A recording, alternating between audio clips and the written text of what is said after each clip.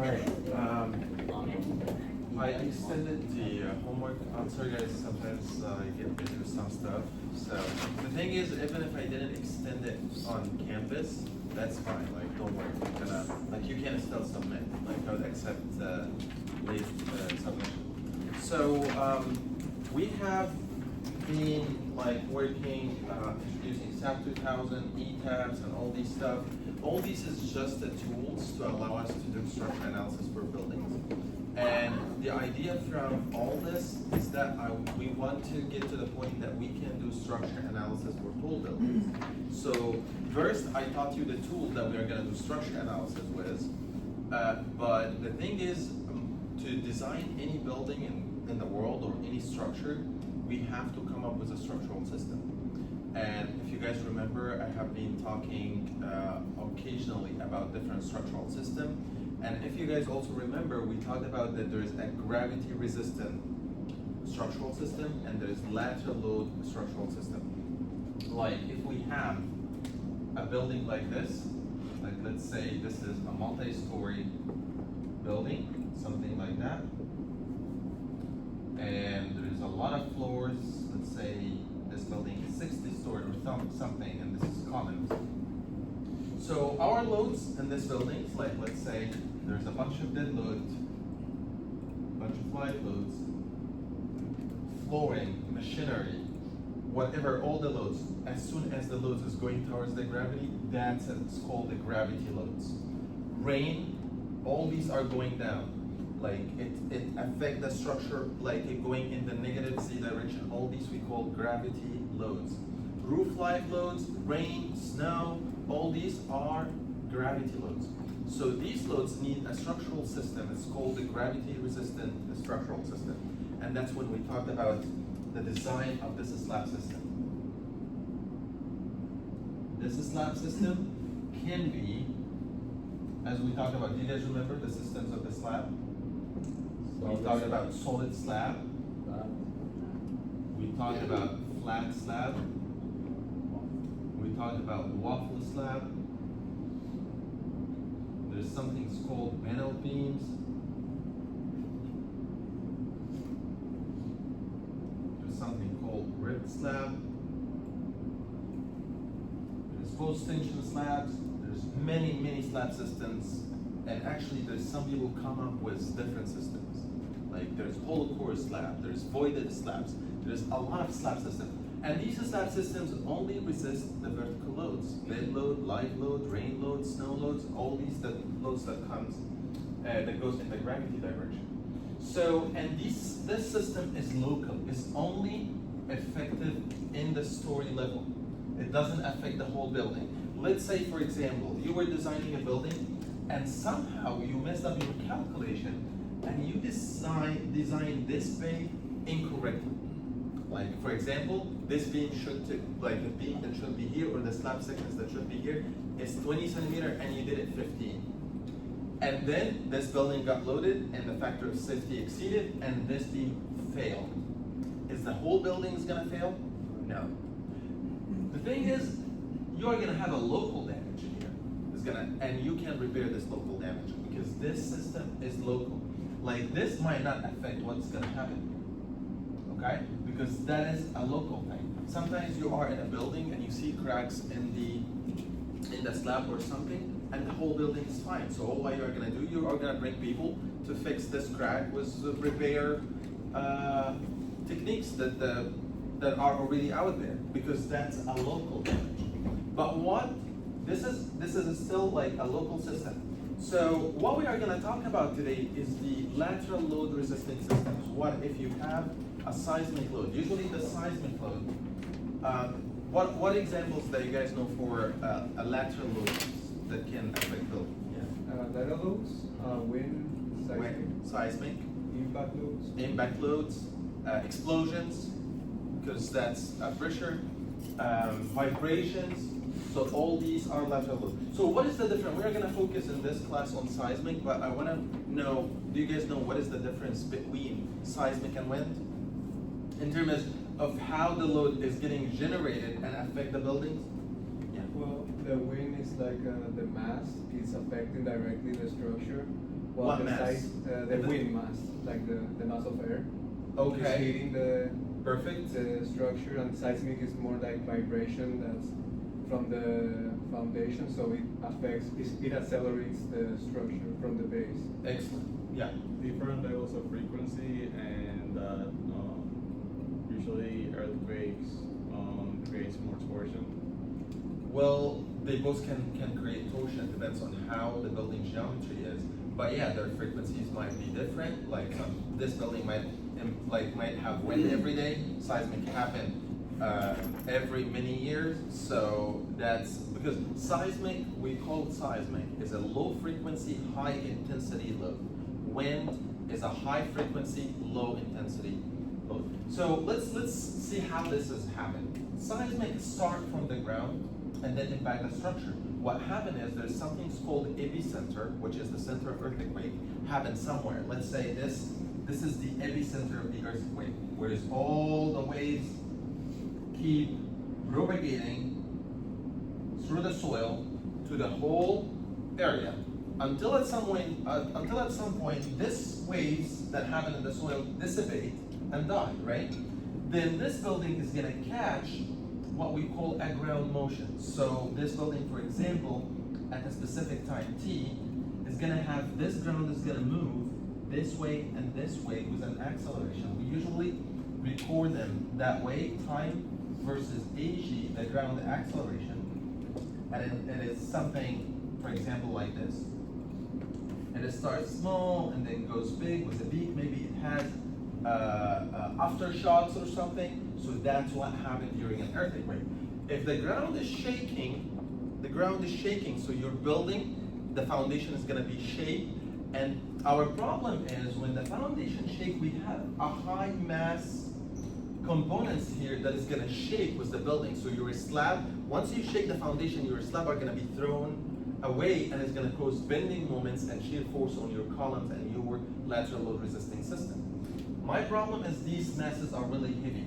Like you will have the columns is something like, if I want to represent this building, we make an idealized model, something like this. We represent this building, like the whole story stiffness is something like this, and there's a big mass, and then another mass, something like this. So that is how it is.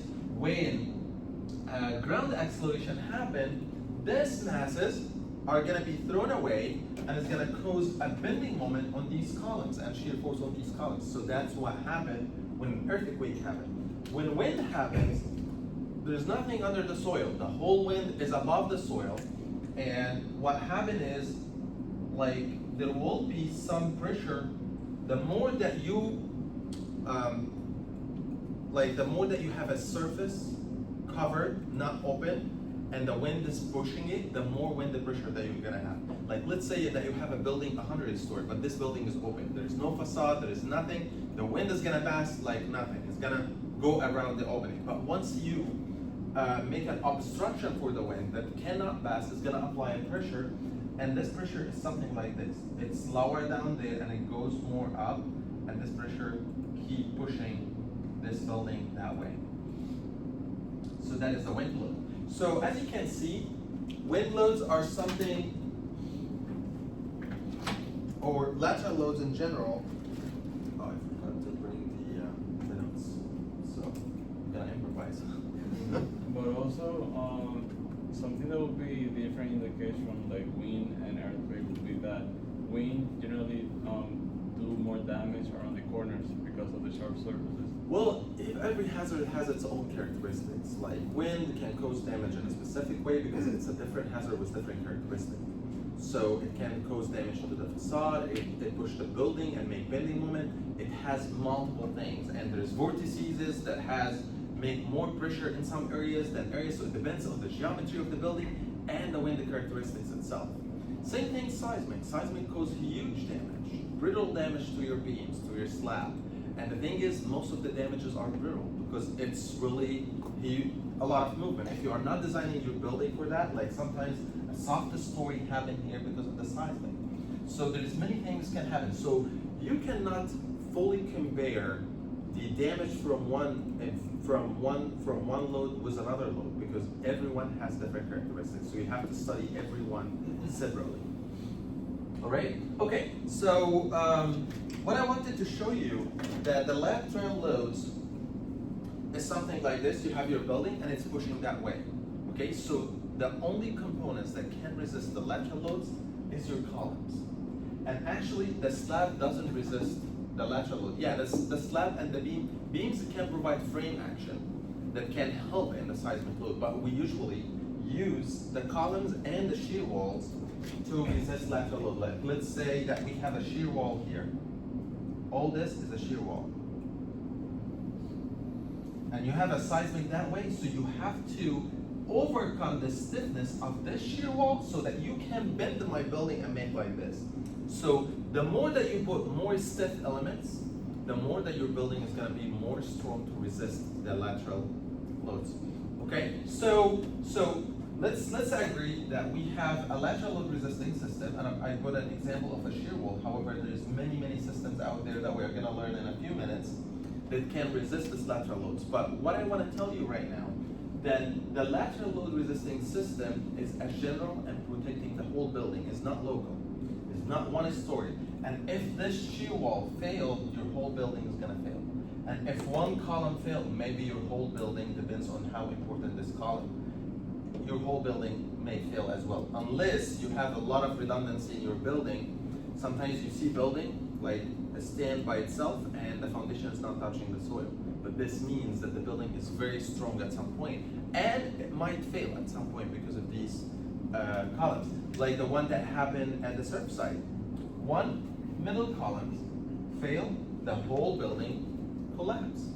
All right. So columns and shear walls are the most important components in buildings because they are general components. They hold the whole building. So you have to design. You have to be very careful. You have to be very careful with designing every component, but these are the main components. Yes.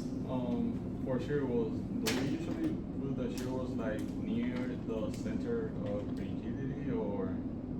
That's a long conversation. So because the thing is, I'm gonna talk about it, but let's talk about the lateral load resisting systems first, and then when we get to the shear wall, maybe we talk about how we can locate the optimal locations of the shear wall.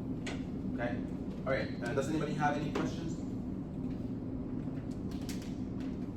All right, so before I start, do you guys have any idea about the different lateral load resisting systems that are out there? Do you know any systems that you are aware of? The concentrically and eccentrically braced frames. Okay, braces. For steel. Mm-hmm. Shear walls. Shear walls. The frames.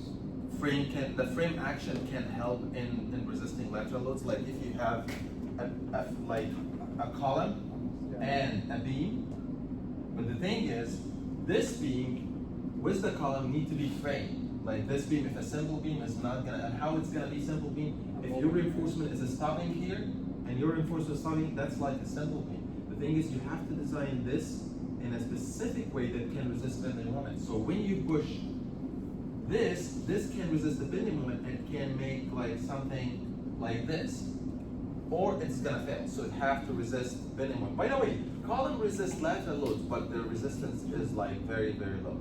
So frames, yeah. What else? All right. So let's see what is out there and how actually the lateral load resisting systems started. I'm gonna record this time. Can you please turn off the lights? So our talk today is about the lateral load resisting systems, and we already agreed what are the lateral load resisting systems.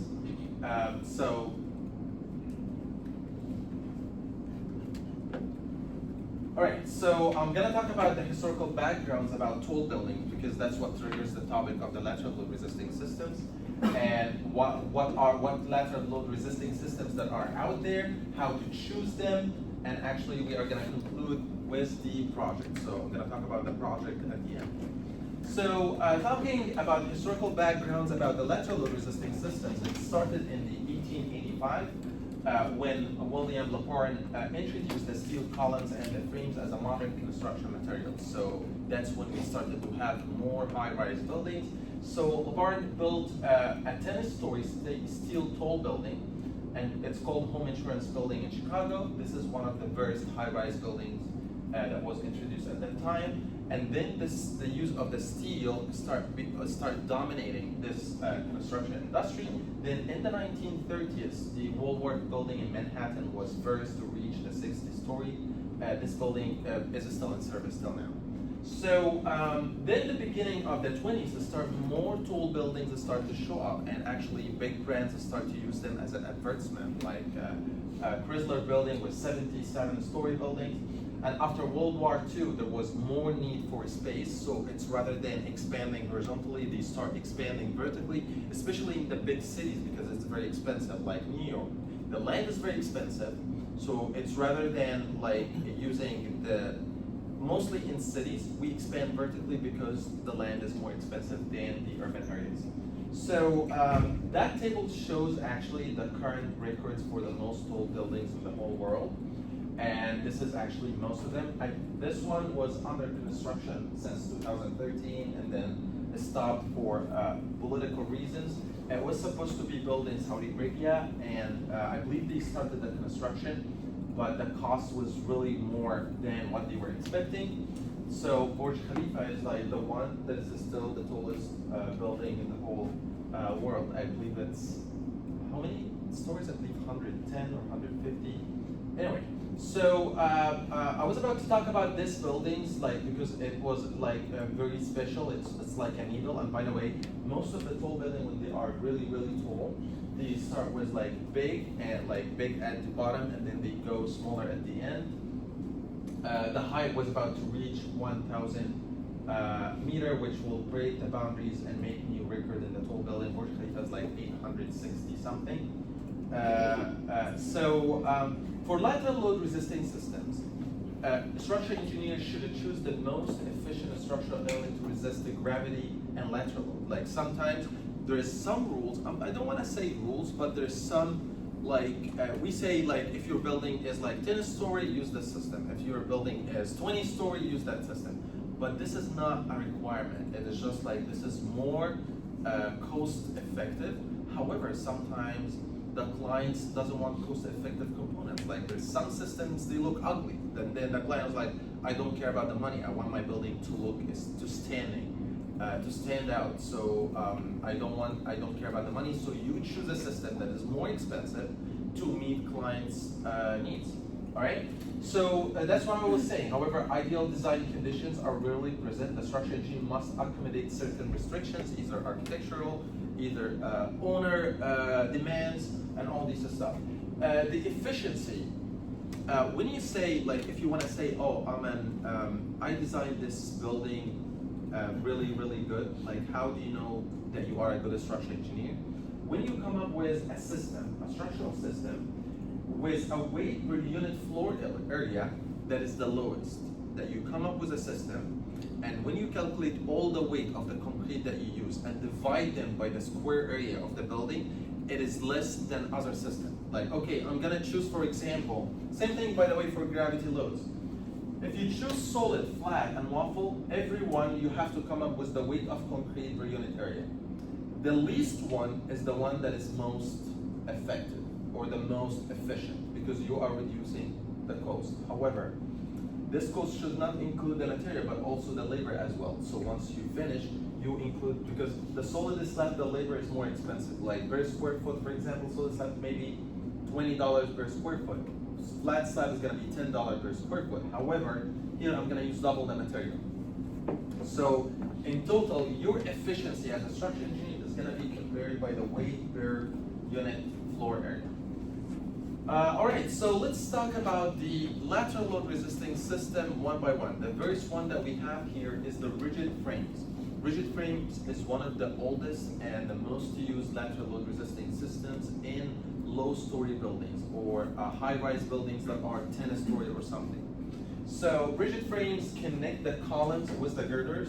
Like here, that's what I'm saying. This is a girder and this is a column. And you try to make this a rigid connection between the beam and the column. And the lateral stiffness of the rigid frame depends on the bending stiffness of the column and the bending stiffness of the beam. and the connection between them. Is it resisting the moment? The bending stiffness of the column depends on the dimensions of the column. And the bending stiffness of the beam depends on the dimension of the beam, right? The more this beam is gonna be deep, the more stiff it's gonna be. The more the column, like for example, this one, you guys tell me, this is, let's assume it's a column. Where it's more stiff, that way or that way? The first one. This is more stiff that way. That's what we call the lateral stiffness of the column. So I know for sure that this column is more stiff that way. It can act really good that way. All right, so rigid frame are economical up to 25 stories, but this doesn't mean if you have a 25 stories, it's gonna be only rigid frames. I believe there will be some shear walls as well. Rigid frames are ideal for reinforced concretes because of the inherent rigidity of the joints, because the joints this one can be a little bit powerful. And this is the behavior of the frame, the rigid frame system. It's a bunch of columns and the beams. When a lateral load keep pushing this building is gonna make like this. But look at this. If you look at that, this is how it's gonna act. It's gonna be something like this. This frame is gonna be acting like this is like a hinge or something. So this building is gonna make like this, and the deformation is gonna be something like this. So look at this. The deformation, we call it the inter-story drift. Inter-story drift is the difference between the deformation of the lower story and the upper story. So this drift here is 0 because that's the base. The drift here, let's say it's delta, so delta minus 0 is gonna be delta. That's the inter-story drift. And the drift is keep getting less and less once you go up. Why I'm interested in inter-story drift? The thing is, the bending depends on, like let's say the column, there's a slab here and there's a slab here. And they both, when a seismic happened, they both made the same displacement. This column doesn't have any bending moment. Bending moment happen when the displacement here is different from the displacement here. But like once this is gonna move that way, it's gonna make a bending. It's gonna make bending that way. But if this point and this point have the same translation, there is no bending moment on the column. And that's why we are interested in the inter-story drift. Why? Because if this same points are moving, this one is moving 1 centimeter and this is moving 1 centimeter, this column didn't feel any internal forces. Internal forces is gonna be generated if this is not moving and this is moving. So bending moment is gonna happen. And that's what happens here. I'm gonna have a lot of internal forces here, and the more that I go up, maybe until this point, this column maybe feel 0 bending moment or something. There will be bending moment, but it's gonna be very, very minimal. So rigid frames are very good in the upper stories, but in the lower stories, it's not that good. Is it common to use like shear walls only at the bottom? We're gonna come to that. I'm gonna take them one by one and see if we combine them, what is gonna happen. It's a good question. All right, so that's for rigid frames. So we know how rigid frames is very good in the upper stories because they make the inter-story drift lower, but in the lower stories, they are not that good. Okay, because the inter-story drift. Do you guys know what is the inter-story? Because that's a very, very important term in seismic engineering, the inter-story drift. Always remember, inter-story drift is not a displacement. It is the difference between the displacement of the lower story and the upper story. Okay. Next system that we have, it's called infilled frames. Sometimes we include the brick walls, like let's assume that this is a frame and you put a brick wall in between the columns and the beams. The brick wall act like, let's say this is your frame and you built a brick wall here in the whole building. So when this frame want to move that way, actually this is, if this building is moving that way, this is want to go that way and go that way, and this is want to go that way. So the infolded frame is act like a strut on tie, like it's gonna generate a compression and resist this frame from the bending moments. So the infilled frame is gonna add, but the way that we do it, like in Egypt, for example, we built these buildings and we put infilled frames. But when we design for seismic, we don't include the break walls, the action of the break walls, and we consider this as like more factor of safety. However, when seismic happen, this brick walls is gonna add some strength to the building, stiffness and add strength and all that. So that is for infill frames. The third system that we have is the shear walls. We talked about the shear walls. We have been talking about the shear walls the whole semester, but shear walls are primary lateral load resisting system. I believe most of the modern constructions, they are using shear walls. Shear walls act as a vertical cantilever. It's like you have, do you know the cantilever, the horizontal one? You have a slab, and this slab is fixed here, and it's going that way. If you flip this 90 degree, that is your shear wall. A column, a big column that sounds like a slab, and it's fixed at the end, and it's look something like this. See? And you try to push it, but it's really huge. It's had a lot of stiffness, so it doesn't move that much from the bottom. Okay, so shear walls act as a vertical cantilever, typically around elevators, stairs, or service shafts. Shear walls are stiffer than rigid frames and are economical up to 55 stories, but same thing. You can use them up to 100 stories. When shear walls are combined with frames, the wall attracts the lateral loads, so the frames is designed only for gravity. Sometimes, when we put frames and shear walls, and actually that's most of the time, like you have columns, and you have beams, and you have shear walls. But the thing is, shear walls are very, very strong element. They absorb most of the lateral load, and usually the columns and the frames doesn't absorb the load. Why? The thing is, let's say that you have a building, and this building has a shear wall like this and have a column like this, and you try to push them. The thing is, for this column to feel the load, this wall has to move, because for the slab to move, like let's say there's a slab system here. For the slab, this slab to move, it has to overcome the bending stiffness of the shear wall. And once it overcomes this bending stiffness of the shear wall, the slab is gonna move and make this column move as well. So this column is gonna feel some load. So that's why when you are pushing a building or there's a lateral load, the most stiff elements absorb most of the lateral loads, which are the shear walls. Like 90% of the load get absorbed by the shear walls because it's a very, very strong. So that's an example of a building that has shear walls. That's actually Burj Khalifa in Dubai. So look at how many shear walls this building has. All this red, actually the whole building is on a shear wall. All the interior, can you imagine this like a shear wall of a height, I don't know, like the length of this shear wall maybe like 50 meters or something, like 150 foot. And all these corridors are shear walls. And there's a bunch of pores here. And this green also is a distributed single shear wall. So the whole building is based on shear walls. Can you see all these black? All these are shear walls. There's barely some columns here, some columns here, some columns here, but the whole building is rested on shear walls. All right, let's see how efficient is the shear wall is. As we said, the shear wall is act like a cantilever. So when you push, it's a very, very stiff at the bottom, like this. When you have a cantilever, the slope here is 0, right? And then you're gonna start having deformation. Looking at interstory drift, like let's look at this and this. If you subtract the deformation between the base and story 1, you will find that the interstory drift is almost 0. But when you go up, there's a lot of interstory drift. So shear walls are very, very good at the bottom, and they get less efficient when you go on the top. So that will take us to the comment that we had a few minutes ago. So if you have both of them together, it's gonna be much better.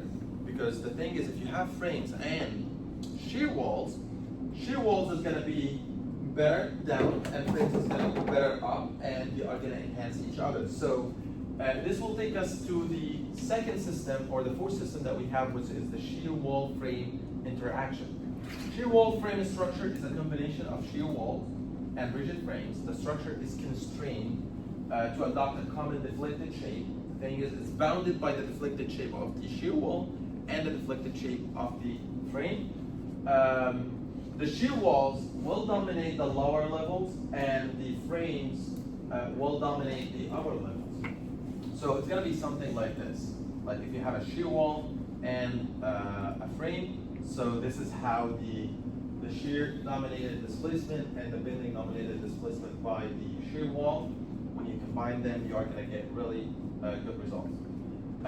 This is something that can enhance the shear wall frame interaction. We call it shear wall frame interaction with honshed girder.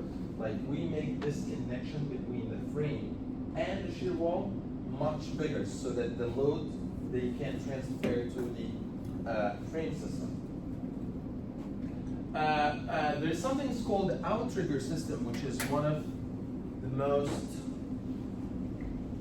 significant systems that can reduce a lot of, or can distribute, doesn't reduce, it distribute the load. All right, let's see, have you guys heard about the outrigger systems? Okay, what is the outrigger system? Let's say I have this building, and this building is gonna have an earthquake, or let's say wind. Like, I'm gonna say that this building is gonna be exposed to a lot of wind, something like this. So I decided to have, for example, a shear wall here, and this shear wall is gonna act very well, but not well enough to resist the whole wind load. So I need another system that can improve this system. By the way, this is a building. Let's assume that we have a column here, and a column here, and it's a multi-story building. So the thing is, if I look at the bending moment of this shear wall, let me put the shear wall as like a line. I'll try to draw the bending moment on the shear wall. The loads are pushing that way, all right, on this shear wall. So there's gonna be a resisting bending moment that way, and the bending moment is gonna be something like this. And this is, let's say, distributed. So the bending moment is gonna be something that way. That is the bending moment diagram. The bending moment is maximum at the base where you have the support. And what is the value of the bending moment on the top? 0. 0, right? This is how the bending moment is. So the thing is, there's like weird distribution of the bending moment. Why? I have the same section of the shear wall. Here, maybe I have 100 ton meter, but in the top, like here in this story, I have lower bending moment, maybe 2 ton meter or 3 ton meter. So outrigger adjusts this bending moment diagram. How? The outrigger, this is how it works. It says, okay, when I push this building is gonna move that way. All right? Now let me actually put it with a different color.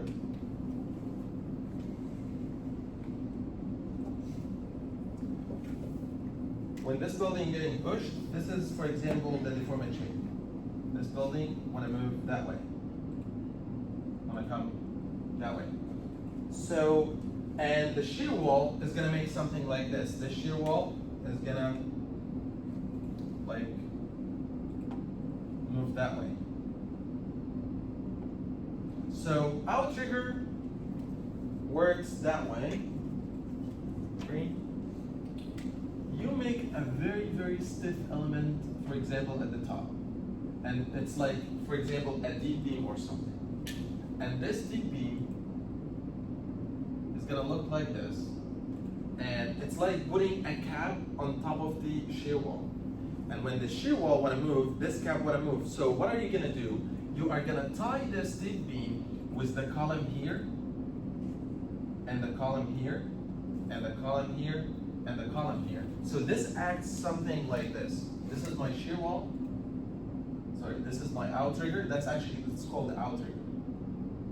It's a deep beam, and you have your shear wall like this. This is the base. And let's say that I have, this is my columns. So what is gonna happen is, this shear wall wanna bend that way, wanna go that way. So what this column is gonna do, this column is gonna try to bring this from moving. Like, it's gonna, like you are tying it with a rope, like, or a cord. So, and this one is gonna have compression and try to resist this wall from going. So basically, you have something that is want to move that way, you are grabbing it with a column from the side at the end. And the way to do that, you have a very, very stiff element on top of this one so that it can hold it back in place. So basically, you are going to have, for example, a tension here, and here is going to make compression. So that's compression negative, and that's tension positive.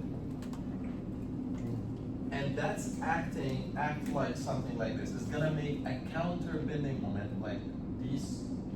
Let's put it in blue. It's gonna make a counter bending moment that counters the moment that comes from down there on the top here. Okay, so this is the counter bending moment. And why it is really, really good? Because the thing is, you generated two big forces in the outer columns that have an arm length of the whole building. So let's say that the force here is 10 tons or something. But the thing is, the whole length of the building is 60 meters. So you make a moment with an arm is 60 meters. 60 multiplied by 10 is 600 ton-meter counter moment that counter the moment that is down here.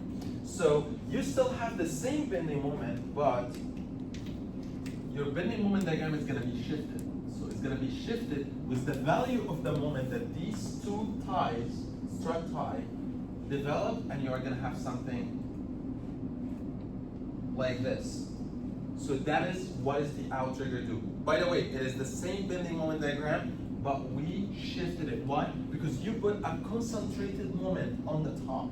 So this concentrated moment on the top countered this moment and shifted the bending moment diagram a little bit. So what happened is the base is going to have less bending moment, so it can resist it, or it can have better cross section. But the top sections here is going to have, rather than zero bending moment, it can have a little bit of moment, so you don't waste the material. Yes. It will be like kind of fixing it at the top too, so that it's more efficient. Yeah, but this is actually how the bending moment got generated. Yeah. So because of these two. And by the way, sometimes we put 2 outriggers, or 3, depends on your building. Sometimes you want to put another outrigger here. So you also generate another bending moment here. So basically you're going to have, rather than this, you are going to have something, for example, like that. And when you come down here, it's going to be something like this, and then something like this. So you keep decreasing the bending moment on the steps. So that is what is the outrigger do.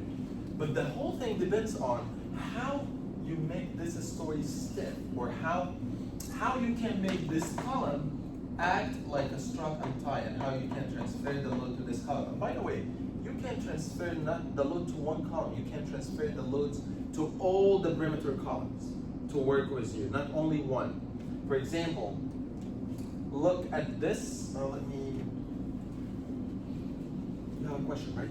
Yeah, I was, infill, can that work as a rigger system as well, or not really? Infill frames? Yeah. Infill frames act like a strut and tie locally here. So it'll just be in that area. Yeah, but this this one make the whole columns on the side work with you. Okay. But the thing is, how can I make this shear wall transfer the load to the outer column? So if you look at the plan of the building, let this say this building, and this is the plan of the building, looking from the top. All right. So I have, for example, let's say I have a core, like shear walls like this. All right.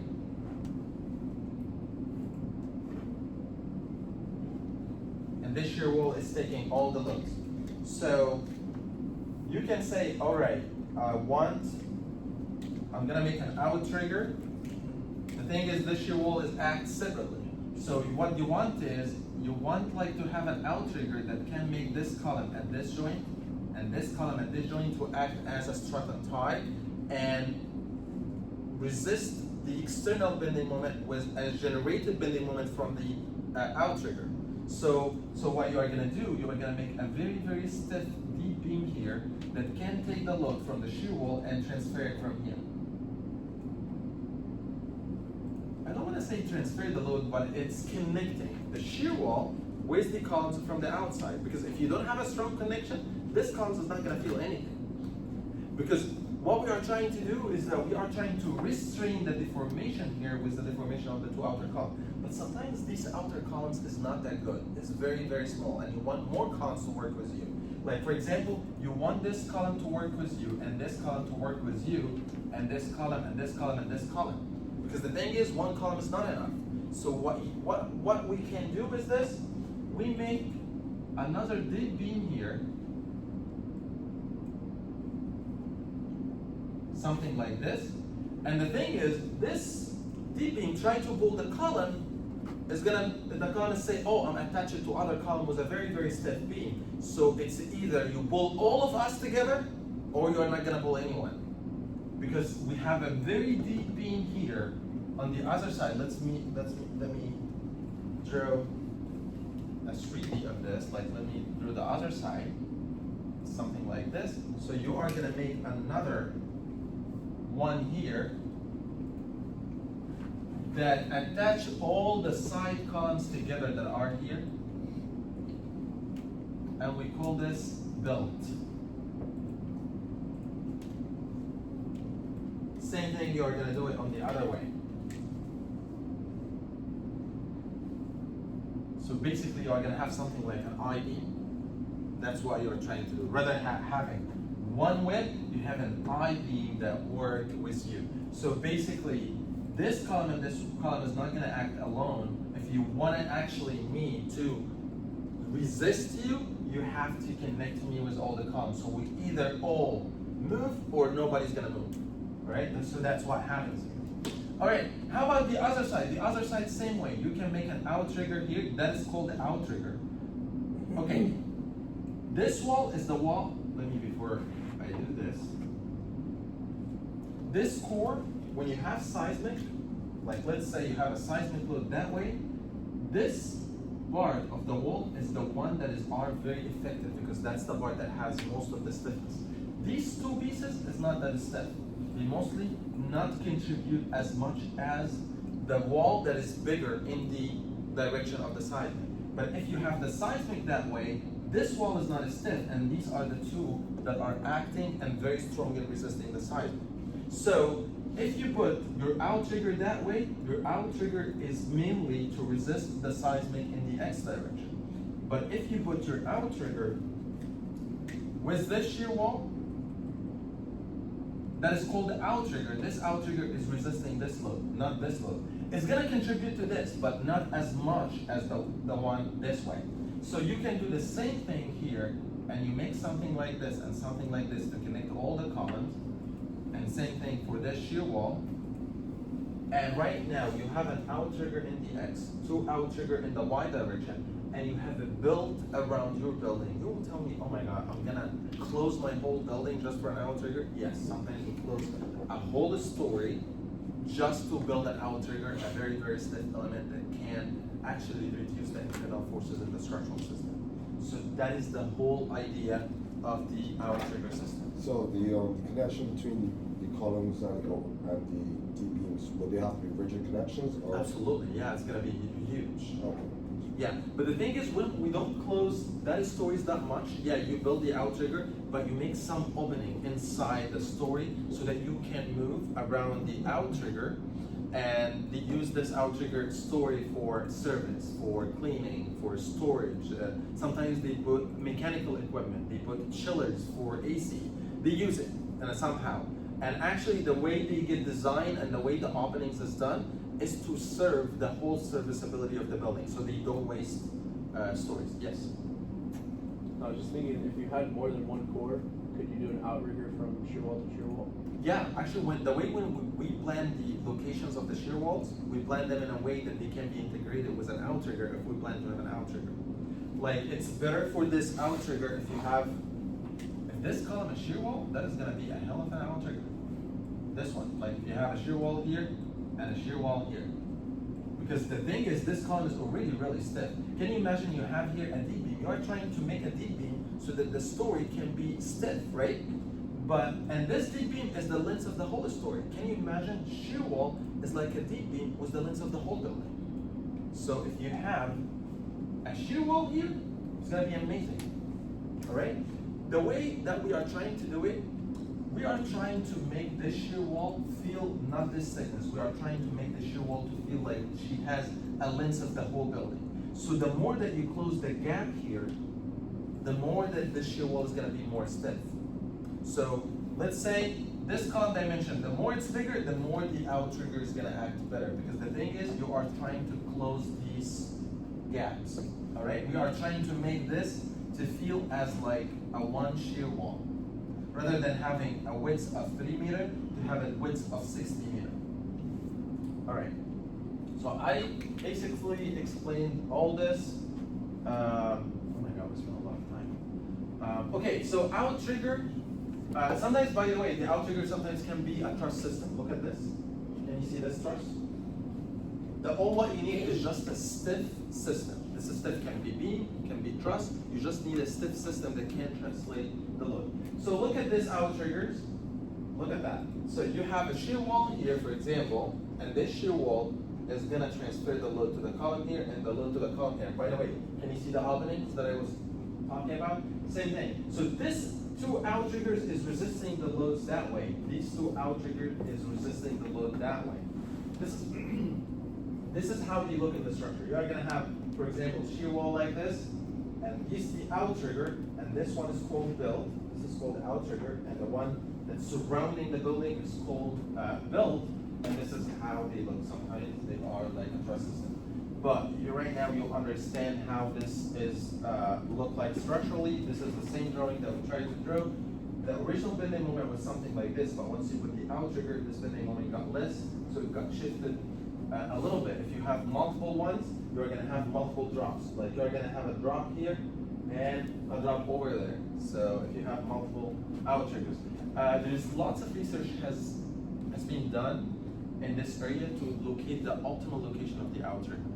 So some people, I believe, they say in the 1/3, like if you 1/3 of the building, the 2/3 and the last story. So it depends on the geometry of your building. It depends on many things. Sometimes some clients they don't like outriggers. Oh, I don't want a blackout story in my building. So that's the thing. All right, let's talk about the framed tube structures. This is really important system to talk about because this is going to be the core of our project is using framed tube structure. So as we see, we are trying to use an outrigger so that we can make the wall to feel that it's much bigger. It has much more, like our system was something like this, a shear wall, and the shear wall is a small, let's say it's 10 meters, all right? But your whole building is 60 meters, something like this and this. And what we are trying to do is the outrigger is to make this system feel, rather than having a 10-meter shear wall, I have a 60-meter shear wall by putting an outrigger big here, and with the tension that is going to be generated here, and the compression that is going to be generated here, you can make the shear wall feel much bigger. Framed tube is kind of, I don't want to say close to that, but it's trying also to make the building feel like it has a big shear wall. All right, so let's say this is the plan of my building. What if I try to put my whole building from the outside as a shear wall? What do you think about that? If I made my whole building as a box, and this all is one big shear wall, what is your thought as a structure engineer on that? Is it good? It's not good, like to have a box building, right? So you need windows, you need openings, you need all these stuff. So the idea of the framed tube structure is, okay, I want to have an opening and have a really good architecture shape, but I want to make the building from the outside feel as a one shear wall. Like I want to make it to feel like a whole box of a shear wall like this. So I'm gonna make columns that are very closely spaced on the perimeter, something like this. This blue is the column, something like this.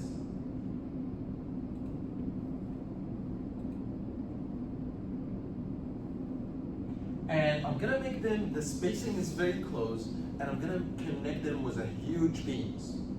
And I try to make the whole building from the outside act as a shear wall. It's like we call perforated shear wall, like a shear wall that has lots of openings. The building is gonna look something like this.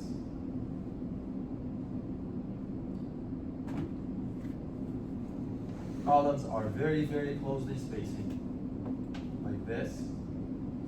And they are connected with a beam that is like very, very deep. Like I don't want to say it's a deep beam. It can be like if your story height is 3, it can be 1 or 1.2 meter. It's very deep, something like that. So that is the whole concept of the frame to tube. Let's read. What does the system do? So the essence of frame to tube is very stiff moment resisting frame. So it's basically moment resisting frame like the very one, but the difference is the spacing between the columns are very, very close.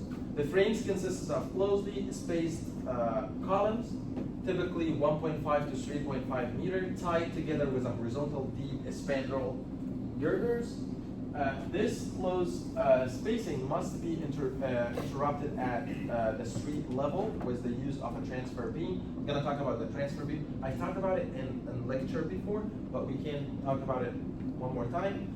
And the outer tube carries 100% of the lateral load. Yeah, the remaining gravity loads is carried, it carries some of the gravity loads, like 70 to 90% of the gravity load. The remaining gravity loads is carried by a small cluster of core columns. So the thing is, you are going to have your building like this, and then in the middle, you are going to have like just a few columns. Maybe, I don't know, it depends. Like you can make a span to 10 meter or something. So basically, the whole core is holding the whole structure.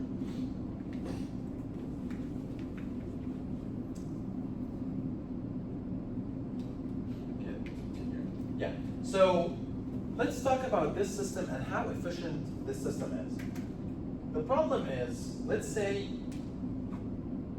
okay, I'm gonna look at this.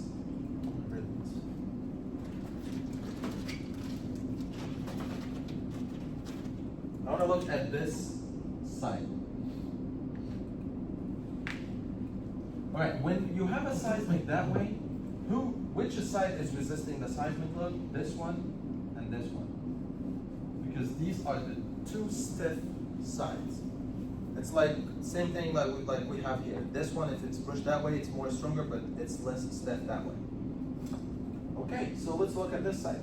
If I have this side as a one stiff wall, like it's gonna be something like this. And if I look at the cross section,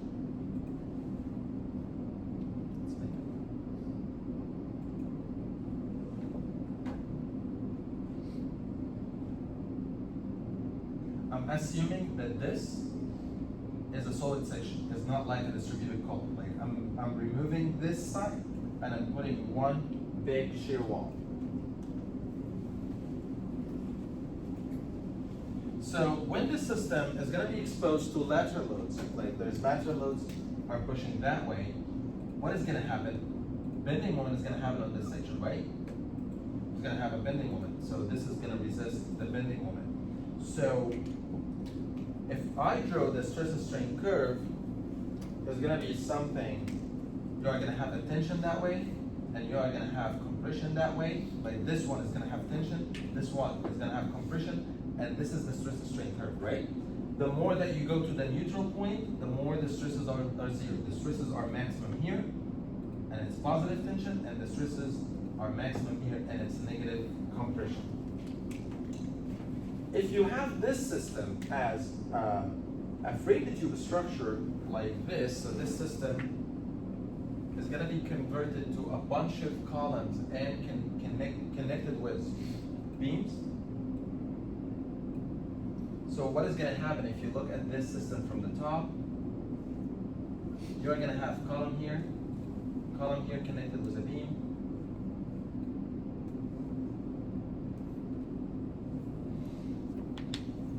Right? It's going to look like this. You have column, another column,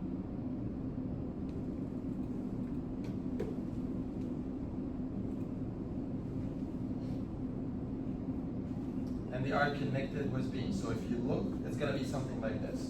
So the thing is, it's gonna have the same stress strain. Like when you push that way, like let's say this is gonna have a load, something like this. Same thing. There's tension here. There's compression here. And if you try to look at the stress strain curve, you are gonna have tension and you are gonna have compression. But the thing is, when the tension compression action happen, the thing is this cross section is not continuous. Like all the tension that here, it doesn't get transferred to here because the thing is they are not connected. So what happened, your stress strain is gonna be something like this. This is the original one if they are one shear wall, but what happened is the stress strain gets something like this. And the stress strain gets something like this. Not like this one. So you're gonna have, this is positive, and this is the negative. Why this happens? Think about it. This shear wall is something like a chain, something like this. When you have a shear wall, like shear wall is like one solid element, so you cannot be connected like this. It's one solid thing. It's we either go this or this because they are connected very well. But when you have these columns are separated, 1, 2, 3, this one has most of the stress and he's trying to pull the other column with him. But the thing is, it depends on the stiffness of this beam. If this beam stiffness is infinity, it's gonna act like this, but this beam stiffness is not infinity. So the shear or the transfer of load is not 100%. So the thing is, what happened is we call there is a shear lag between the column here and the column here because the stiffness is not transferred 100%. So it's something like this. So what happened is, rather than being aligned, it's gonna be a curve. It depends on how strong is this a chain is. And what I mean by a chain is the beam on this is the chain that connects the column. If it's a very, very stiff, it's gonna take all the columns as linear. But the thing is, it's not that stiff. So you are gonna end up with a stress strain, something like this. So there's something here is called shear lag. Happen because this stiffness of these beams are not infinity. Yeah. In that case, because if the load applied doesn't change, that lag causes the ends to be higher too, right? Exactly. This one is going to be really, really high, and the other one is going to be, because most of the stresses are going to be concentrated at the lower. But the thing is, that's not good. You don't want some columns to have most of the loads, most of the tension. By the way, I'm saying tension, but this one can have compression if the load, if we put it in the negative X, because usually when we put seismic, we put one positive X, one negative X. So if this one has tension, also it's going to have compression if the seismic shift the other way. So shear lags are not good. So the less shear lag that you are going to have, the better the structural system is going to be, right? So shear lag, we agreed it's not good. Like this is actually, we call this is the shear lag value. This is the lag. Let's say it's still. This is the shear lag. And if you look at the whole structure as a whole, like, okay, let me put, this is the 3D of the whole structure. All right? So if this is gonna get load that way, so as I wrote here, like as you can see here, you're gonna have a tension here, you're gonna have compression here, and it's gonna be something like this. If this building is solid, right? So how about the other side? The other side is the same. You're gonna have tension, you're gonna have compression, and this is gonna be something like this. How about here? This one is gonna be constant. It's gonna have the same stresses because they all are gonna go up. Once you push the building, I need, you guys have a paper? Or a notebook or something that you don't use? Oh, man.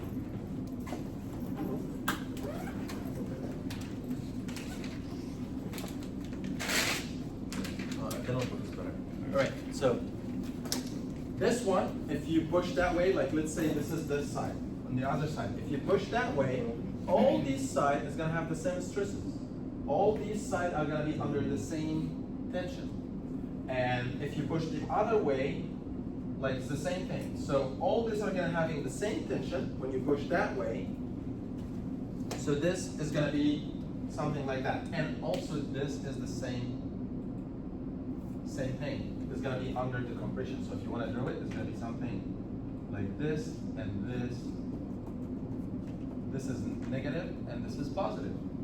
So, but if this is not a solid section, it is a perforated tube or columns that are connected with beam, the section is going to be acting something like this. Rather than having this, let me put it that way.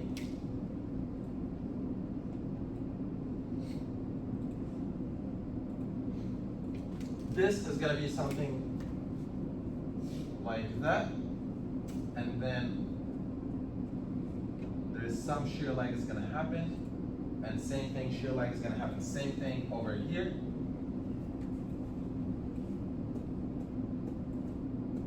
This is the shear lag. Here, same thing. The thing is, all the columns on this side is going to have tension, but the thing is, these corners are very stressed because the wall here is stressing them. So this column is trying to pull all the columns on the other side to reach the same amount of tension that you have here, but the thing is the stiffness of the beams that are connecting these columns is not stiff enough to induce the same tension in all the columns. So there is some shear lag is going to happen something like this.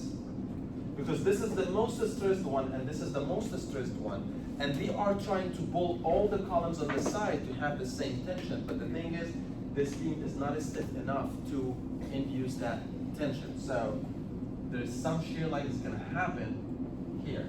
Same thing here. All these columns is going to need to induce the same compression, but because they are not stiff enough, so their shear lag is going to happen. So the shear lag is not a good phenomenon. It's a bad phenomenon, but there's no way that you can avoid it. The only way to avoid it is to make your whole structure as a solid shear wall.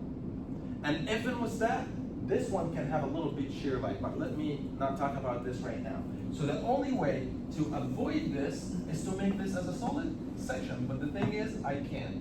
Architecturally, economically, many things I can't, so that's why I have to do this. So the way that I can do it, we can do it in a way that we can decrease the amount of shear lag. Can you guys tell me what things that I can do to decrease the amount of shear lag? All the things that you have to do is to make this system very close to this system. So how can I do that? Make the beam stiffer. Make the beam stiffer. How? Increase the depth of the beam. Increase the width of the beam. But who is much more effective? The depth of the beam or the width of the beam? The depth is going to add more stiffness. What else? Increase the columns dimension. Decrease the spacing between columns. Like if you make the spacing between columns much more smaller, it's going to make the whole tube system feels as a shear wall. The more that you make the tube columns are separated, it's going to make it not like a tube. All right. So these are all things that you can do to make your system better. Also, what about making the corners also thicker, so to compensate a bit for the... Same thing. Actually, you at the end of the day, you have to design this column at the final stresses that you're going to have. Or the whole tube system is not going to work. All right, so here, that's what we discussed. This is the closely spaced column, and this is actually the stress strain curve, how it's going to look like. So this is going to take us to the shear lag phenomenon. We talked about it. This one is the one if you have a solid section. This is if you have a perforated tube. So this is the stress strain curve if you have a solid section. And this one if your section is not solid. The whole, there's a shear lag that happens, and we call it shear lag because the thing is this beam, it depends on the shear stiffness of this beam. So there's a lag between the shear at this point and this point because this one is very stressed from this side. Okay? So I believe, yeah, this is how it looks like from the different stories, the amount of shear lag. Let's talk about this. The shear lag is the most at the lower stories, and it's the least the more that you go up. Do you guys know why? Shear lag are the most at the lower stories because these are the ones that has most reaction in holding the whole building. When you go up, the loads is almost zero. Like you will find that shear line is almost not there. But this one has the most tension and the most compression because they are holding the whole building. So that's why when you go like to story number 1, it's different from story number 5. When you go up, the shear line is almost not there. This is actually an example. My graduation project when in my bachelor was in a tall building. It was like 60 story. I'm presenting these, I believe these 2 figures are from my graduation project. We tried to find how the beam depth of the outsider beam is affecting the shear line. So for example, we use multiple beams dimension and try to find out how this is affecting the shear line. Same thing, how this is affecting the total building drift. This is an example of buildings that are using lateral load systems. Like you have, for example, this is a tube system and with braces. Sometimes one system is not enough, so you have to use another system. This is the same thing. Can you see the closely spaced columns? And then you have, because this is a concrete, they try to make the truss with concrete. This is the World Trade Center. Can you guys see this dark spot? I believe there's like an outrigger at these spots because there might be a belt around these buildings where the, as you can see. This is for frame to tube structure. However, sometimes the frame to tube structure is not enough, so we need to enhance it. So we use, for example, other system is called tube in tube or bundled tube. So I'm gonna continue this presentation next time so we can know how we can like make other systems out of this system. We are gonna discuss that there's something called a tube in tube. You can make it by adding a shear wall inside your building, or you can have a bundled tube. Do you guys know Willis Tower in Chicago? It is something like this. It's a multiple tube together, like 9 tubes, and it's something like this. You have like 9 tubes. Some of them stop here, and then some of them continue. But they all end like here. They are all bundled tube, and then every one is gonna be separate tube at a different story. So that's also one way to decrease the amount of shear. Like think about it. If you have a tube here, like you try to make this building has 4 tubes, something like this. So your shear line is gonna be something like this, and then it's gonna go up, and then it's gonna go down. So you are bringing your whole shear line up. Again, same thing here. You are gonna do the same thing. It's gonna be, rather than going this, it's gonna be something like this. That's what the bundle tube do. You see? Is rather than having one big curve, you go small and then small and then small, because the thing is, we need the columns to work efficiently. Like this columns is feeling 0. Like this one is like, rather than having 100-ton tension, is gonna have 50. So if you can increase the column how it works, like rather than resisting 50, it's resisting 75, it's gonna improve your system. All right, so I believe that's really good content for now. So maybe last time we're gonna close this presentation and then see how we. By the way, I uploaded the project information on campus. I'm not sure if you guys see it. I uploaded I believe I published it. It's uploaded, but I'm not sure it's published. But I believe I hit publish. So if you didn't, send me an email. I uploaded an AutoCAD file. I uploaded a Word file that has a description. We are 23 students, so the groups are gonna be, we're gonna have 5 groups. Each group is 5, except 1 or 2 groups are gonna be 4. All the details are in a Word document, and you are gonna find an Excel sheet in this Word document how the project details is. And next time I'm gonna discuss what are these details and how to read the Excel sheet. All right? Okay, see you guys next time. Thanks.